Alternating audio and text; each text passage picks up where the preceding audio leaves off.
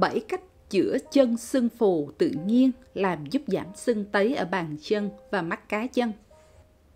Chủ đề hôm nay chia sẻ cách chữa chân sưng phù bằng phương pháp tự nhiên tại nhà. Bạn có biết ai đang bị sưng phù bàn chân không? Bàn chân bị sưng phù không đơn thuần chỉ sưng tấy, nhưng chỉ ra một vấn đề nghiêm trọng hơn.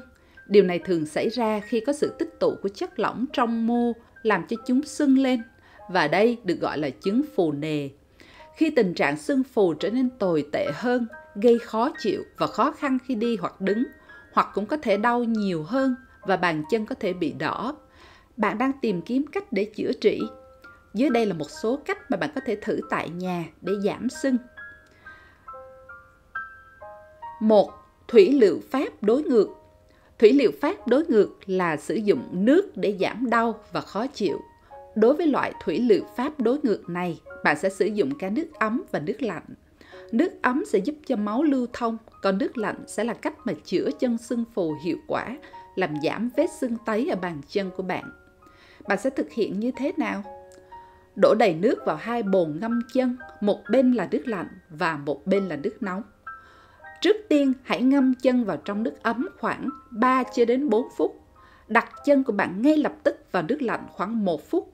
Tiếp tục chuyển đổi giữa hai chế độ này trong vòng 15 cho đến 20 phút. Thực hiện một vài lần một ngày cho đến khi vết sưng tấy xẹp xuống. 2. Massage.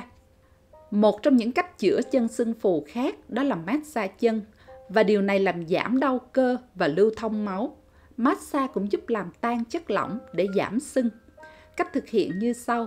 Xoa một ít dầu mù tạt ấm hoặc dầu ô liu lên vùng bị sưng. Nhẹ nhàng xoa bóp khu vực này trong 5 phút theo hướng lên trên. Đảm bảo là không xoa bóp quá mạnh tay. Làm điều này một vài lần một ngày.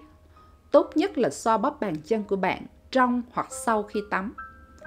3. Lá bồ công anh. Lá bồ công anh là một phương pháp chữa trị tuyệt vời cho bàn chân sưng tấy. Cách chữa chân sưng phù bằng lá bồ công anh giúp cơ thể hấp thụ thêm chất lỏng vì tính lợi tiểu. Lá cũng giúp kiểm soát mức natri trong cơ thể. Thực hiện như sau. Trộn một thìa lá bồ công anh tươi hoặc khô vào một cốc nước nóng, đậy nắp lại và để ngâm trong 5 phút trước khi lọc. Uống trà này 2 hoặc 3 lần một ngày. Bạn cũng có thể dùng cồn bồ công anh hoặc các chất bổ sung, nhưng hãy nhớ là hãy hỏi bác sĩ trước khi dùng. 4. Gừng. Gừng là một chất lợi tiểu tự nhiên giúp làm giảm lượng nước trong cơ thể và là cách chữa sưng chân phù hiệu quả và phổ biến ở châu Á. Nguyên nhân là do gừng làm giảm natri trong cơ thể, một nguyên nhân lớn gây ra sưng tấy. Sau đây là cách thực hiện. Xoa bóp bàn chân bị sưng với dầu gừng một vài lần một ngày. Bạn cũng có thể nhai lát gừng sống hoặc uống 2 đến 3 tách trà gừng. 5. Muối Epsom. Muối Epsom có thể làm giảm sưng phù rất nhanh, đồng thời làm dịu cơn đau, bởi vì muối chứa magie sulfat có thể ngấm vào da và giúp lưu thông máu, giảm sưng tấy. Muối Epsom cũng giúp làm giảm đau, mỏi cơ và có thể khử mùi hôi bàn chân. Cách thực hiện. Đổ đầy nước ấm vào bồn ngâm chân và trộn 1/2 cốc muối Epsom. Ngâm chân trong đó khoảng 15 cho tới 20 phút, làm tối đa là 3 lần một tuần. 6. Tập thể dục. Tập thể dục thường xuyên là điều quan trọng để ngăn bàn chân của bạn phù nề. Tập thể dục cũng giúp máu lưu thông và ngăn máu tích tụ ở chi dưới của bạn. Một số bài tập thể dục hay là bơi lội là một trong những bài tập tốt nhất mà bạn có thể làm giảm sưng và xoa dịu cơn đau. Đi bộ hoặc chạy bộ trong 30 phút, ít nhất là 5 ngày một tuần. Các bài tập tăng cường sức mạnh và duỗi chân. Tập yoga mỗi ngày để giúp máu lưu thông. 7. Magie. Nếu cơ thể bạn thiếu magie, điều đó có thể dẫn đến bàn chân bị sưng tấy do phù nề. Hãy đảm bảo ăn các thực phẩm có đủ magie và sẽ là cách chữa chân sưng phù. Một số thực phẩm có magie là rau lá xanh đậm, quả hạch, hạt, cá, đậu nành, bơ, chuối và sô-cô-la đen. Bạn cũng có thể bổ sung magie, nhưng nên hỏi bác sĩ trước khi dùng.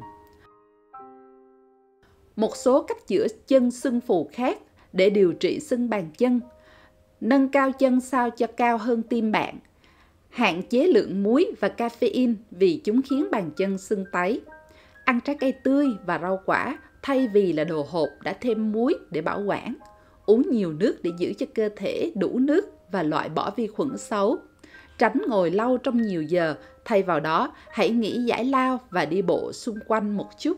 Khi di chuyển trong các chuyến đi dài như ô tô, xe buýt, tàu lửa hoặc máy bay, hãy nghĩ đến việc mang tất co giãn tốt để chân không bị phù. Đừng quên bấm follow và đăng ký kênh của YouGood và bật thông báo để bạn không bỏ lỡ các bài viết và video mới của chúng tôi. Chúc bạn sức khỏe, giàu có và hạnh phúc. Hẹn gặp lại bạn trong những chủ đề tiếp theo.